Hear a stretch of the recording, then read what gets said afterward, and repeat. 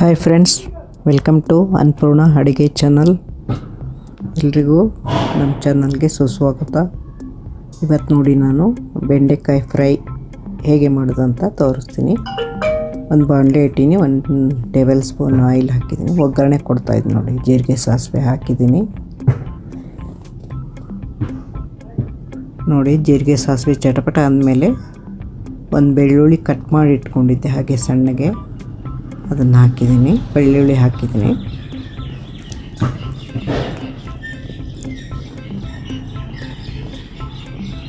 ನೋಡಿ, ಈಗ ಕರಿಬೇವು ಹಾಕ್ತಾಯಿದ್ದೀನಿ.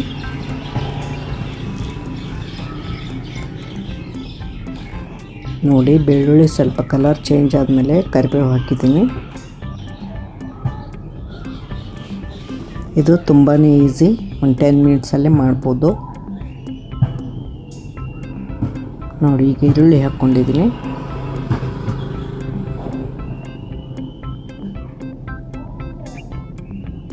ಈರುಳ್ಳಿ ಕೂಡ ಚೆನ್ನಾಗಿ ಕಲರ್ ಚೇಂಜ್ ಆಗೋವರೆಗೂ, ಸ್ವಲ್ಪ ಕಲರ್ ಚೇಂಜ್ ಆಗೋವರೆಗೂ ಫ್ರೈ ಮಾಡಬೇಕು. ನಂತರ ಬೆಂಡೆಕಾಯಿನ ಇದಕ್ಕೆ ಮಿಕ್ಸ್ ಮಾಡಿ ಮತ್ತೆ ಫ್ರೈ ಮಾಡಬೇಕು. ನೋಡಿ, ಬೆಂಡೆಕಾಯಿ ಹೆಚ್ಚಿಟ್ಟಿದ್ದೀನಿ, ಒಂದು 1/4 kg ಅಷ್ಟು ಬೆಂಡೆಕಾಯಿ ಕೂಡ ಹಾಕ್ತೀನಿ ಈರುಳ್ಳಿ ಜೊತೆಗೆ. ನೋಡಿ, ಎಲ್ಲನೂ ಸೇರಿಸಿ ಸ್ವಲ್ಪ ಸಣ್ಣ ಉರಿಲಿಟ್ಟು ಫ್ರೈ ಮಾಡಬೇಕು. ಜಾಸ್ತಿ ಹೈ ಇಟ್ಬಿಟ್ರೆ ಒಂದು ಕಡೆ ಸೀದೋಗೋದು ಆ ಥರ ಆಗುತ್ತೆ.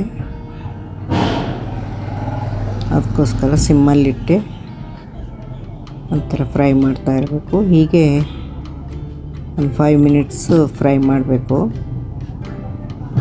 ಎಲ್ಲ ಮಿಕ್ಸ್ ಮಾಡ್ತಾ ಇರಬೇಕು. ಚೆನ್ನಾಗಿ ಕಲರ್ ಚೇಂಜ್ ಆಗುತ್ತೆ ಬೆಂಡೆಕಾಯಿದು. ನೋಡಿ, ಈಗ ಮಾಡ್ತಾಯಿದ್ದೀನಿ. ಹೀಗೆ ಮಿಕ್ಸ್ ಮಾಡ್ತಾ ಇರಬೇಕು. ಒಂದೇ ಕಡೆ ಬಿಟ್ಟರೆ ಒಂದೇ ಕಡೆ ಸೀದೋಗೋ ಚಾನ್ಸ್ ಇರುತ್ತೆ. ನೋಡಿ, ಇದು ಗರಂ ಮಸಾಲ ಕೂಡ ಹಾಕಿದ ನಂತರ ಈಗ ಅರಿಶಿನ ಪುಡಿ ಹಾಕ್ಕೊಂಡಿದ್ದೀನಿ. ಒಂದು ಅರ್ಧ ಸ್ಪೂನ್ ಅರಿಶಿನ ಪುಡಿ ಹಾಕ್ಕೊಳ್ಬೇಕು. ಚೆನ್ನಾಗಿ ಮಿಕ್ಸ್ ಮಾಡ್ತಾಯಿದ್ದೀನಿ. ನೋಡಿ, ಅರಿಶಿನ ಪುಡಿ ಹಾಕಿ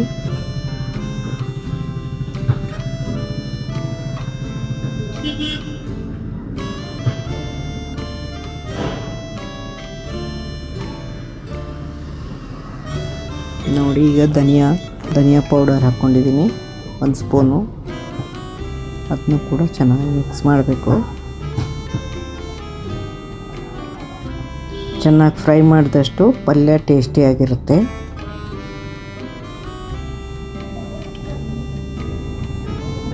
ಚೆನ್ನಾಗಿ ಫ್ರೈ ಆಗಿ ಅದು ಲೊಳೆ ಬಿಟ್ಕೋಬೇಕು. ಆವಾಗ ನಮಗೆ ಬೆಂಡೆಕಾಯಿ ಪಲ್ಯ ರೆಡಿಯಾಗಿರುತ್ತೆ. ನೋಡಿ, ಸ್ವಲ್ಪ ಗರಂ ಮಸಾಲ ಹಾಕಿದ್ದೀನಿ. ಆಗಲೇ ಹಾಕಿದ್ದೀನಿ. ರುಚಿಗೆ ತಕ್ಕಷ್ಟು ಸಾಲ್ಟನ್ನು ಆಗಲೇ ಹಾಕಿದ್ದೀನಿ.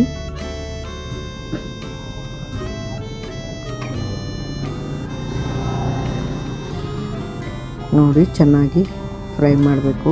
ನಂತರ ಲಾಸ್ಟಲ್ಲಿ ಚಿಲ್ಲಿ ಪೌಡರ್ ಹಾಕ್ಕೊಳ್ಬೇಕು. ನೋಡಿ, ಈಗ ಎಷ್ಟೊಂದು ಫ್ರೈ ಆಗಿದೆ ಚೆನ್ನಾಗಿ. ಈಗ ಒಂದು ಚಿಕ್ಕ ಸ್ಪೂನಿಂದ 1 ಸ್ಪೂನು ಚಿಲ್ಲಿ ಪೌಡರ್, ಖಾರದ ಪೌಡ್ರ್ ಹಾಕ್ಕೊಂಡಿದ್ದೀನಿ. ಜಾಸ್ತಿ ಖಾರ ತಿನ್ನಲ್ಲ ಆದ್ದರಿಂದ ಅಷ್ಟೇ ಹಾಕಿದ್ದೀನಿ. ಜಾಸ್ತಿ ಖಾರ ತಿನ್ನೋರು ಜಾಸ್ತಿ ಹಾಕ್ಕೊಳ್ಬೋದು.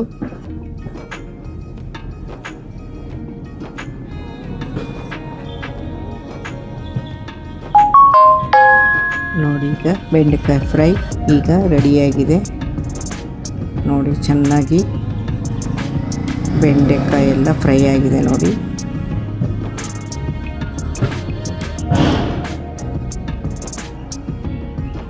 ಗ್ಯಾಸ್ ಕೂಡ ಈಗ ಆಫ್ ಮಾಡ್ತೀನಿ. ನೋಡಿ, ಇಷ್ಟೇ ಮಾಡಿಬಿಟ್ರೆ ಬೆಂಡೆಕಾಯಿ ಪಲ್ಯ ತುಂಬ ಸೂಪರಾಗಿರುತ್ತೆ. ಇದಕ್ಕೆ ನೀರು ಹಾಕೋ ಅವಶ್ಯಕತೆ ಏನಿಲ್ಲ, ಕುದಿಸೋ ಅವಶ್ಯಕತೆ ಕೂಡ ಇಲ್ಲ. ಗ್ಯಾಸ್ ಆಫ್ ಮಾಡ್ತೀನಿ. ನೋಡಿ,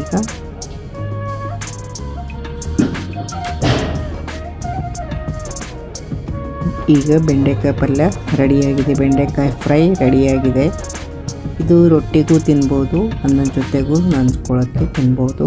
ಸ್ವಲ್ಪ ಅನ್ನದ ಜೊತೆನೂ ಊಟ ಮಾಡ್ಬೋದು ಬೆಂಡೆಕಾಯಿ ಪಲ್ಯ. ಹಾಗೆ ಚಪಾತಿ ಕೂಡ ಚೆನ್ನಾಗಿರುತ್ತೆ. ನೀವು ಮಾಡಿ ನೋಡಿ. Thank you.